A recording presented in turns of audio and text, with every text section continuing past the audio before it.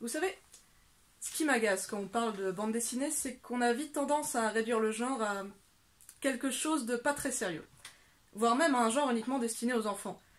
Alors que on dit bien que la bande dessinée est le 9e art, et l'art, c'est du sérieux.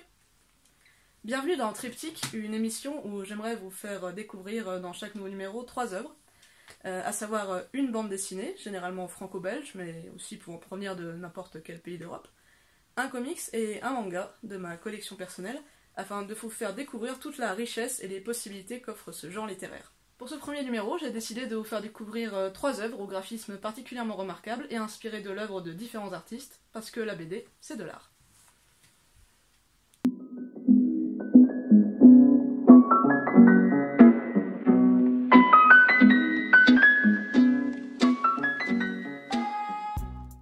La première BD que je voulais vous présenter, c'est une bande dessinée italienne de Fabrizio Dori, Le Dieu Vagabond, paru en France aux éditions Sarbacane. Donc cette BD nous raconte l'histoire de Eustis, que vous voyez là, qui est un dieu de la mythologie grecque, un faune plus précisément.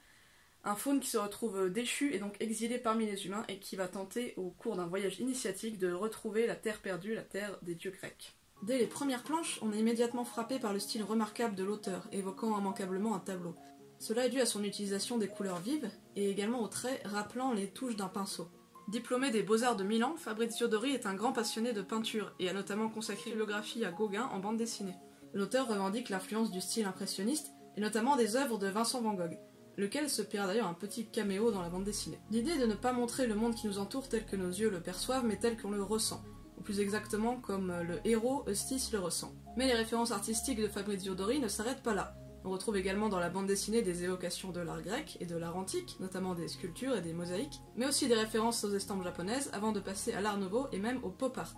Le récit fait ainsi le lien entre l'art antique et l'art moderne à travers le voyage du héros, qui revisite ainsi les différentes périodes artistiques et différents courants. Le récit est également pas dénué d'humour et s'amuse à replacer les héros de l'Antiquité et de la mythologie grecque dans le contexte actuel. On a donc une œuvre qui offre un lien parfait entre l'ancien monde et le nouveau monde en explorant différents courants artistiques. Le comics que j'ai choisi pour vous, c'est La fille maudite du capitaine pirate de Jérémy Bastian, paru en France aux éditions de la Cerise. Il y a actuellement 2 tomes de paru, la série est prévue en 3 tomes.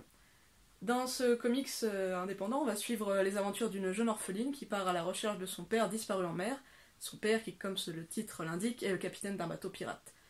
En chemin, elle va rencontrer toutes sortes de flibustiers peu recommandables et de créatures étranges et fantastiques dans un voyage évoquant l'univers de Peter Pan ou de Lewis Carroll. On est là face à un comics d'une incroyable inventivité et d'une grande originalité. À tel point que Mike Mignola, le créateur d'Hellboy, déclara à son sujet « On rencontre rarement des œuvres aussi originales ».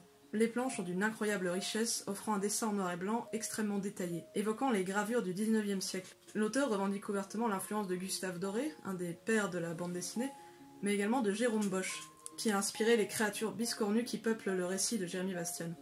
Au-delà de la beauté des planches, l'auteur n'hésite pas à s'affranchir des codes de la bande dessinée, en utilisant par exemple des cases rondes ou en éliminant purement et simplement les cases pour proposer des planches évoquant de véritables tableaux. Les personnages peuvent également à tout moment sortir de leurs cases, vivre tranquillement leur petite vie de leur côté et retourner dans le récit plus tard. Cette grande liberté colle parfaitement au ton absurde qu'emprunte le récit, évoquant, comme je le dis dans mon introduction, l'univers du romancier Lewis Carroll et d'Alice au Pays des Merveilles. On est là face à un univers très riche au bestiaire foisonnant qui donne indéniablement des envies d'aventure. Enfin, le manga que j'ai choisi de vous présenter, c'est L'Atelier des sorciers de Kamome Shirahama, édité en France aux éditions Pika. Il y a actuellement 4 tomes de paru, la série est toujours en cours au Japon. Il s'agit d'un manga de fantasy, on va suivre l'histoire de Coco, une jeune fille passionnée par la sorcellerie, qui va rencontrer un sorcier du nom de Kifrey, qui va l'initier à la magie. Ce manga est tout simplement un des plus beaux que j'ai pu lire. Situé dans un univers de fantasy, il reprend les éléments classiques du genre tout en y intégrant des personnages attachants et des décors absolument somptueux, magnifiés par le trait de Shirahama, diplômée des Beaux-Arts de Tokyo et également illustratrice pour Marvel et DC Comics. Son trait extrêmement détaillé évoque le style Art Nouveau, et plus particulièrement les œuvres d'Alphonse Mucha, se caractérisant par leur utilisation de courbes et d'arabesques en tout genre, ainsi qu'un sens très poussé du détail. La végétation est également très présente, on retrouve de nombreux arbres, fleurs et plantes qui contribuent à la richesse des décors de l'œuvre. Le manga, tout en offrant des graphismes soignés, aborde également la sorcellerie sous un angle particulièrement original. En effet, là où les sorciers pratiquent généralement la magie à grand renfort de formules et de baguettes magiques, ici la sorcellerie est pratiquée à travers le dessin. C'est donc à travers une discipline artistique, et en se perfectionnant dans cette discipline, que les sorciers réussissent à transformer le monde autour d'eux. L'auteur fait ici un parallèle entre l'art et la magie, comme ayant le pouvoir d'influencer le monde qui nous entoure. et cela rend son œuvre particulièrement personnelle et touchante, en plus de proposer un récit d'aventure palpitant. Voilà, c'est tout pour ce premier numéro, j'espère que ça vous aura donné envie de lire, n'hésitez pas à vous abonner à la chaîne et à me laisser vos recommandations de lecture en commentaire. A bientôt pour un prochain numéro.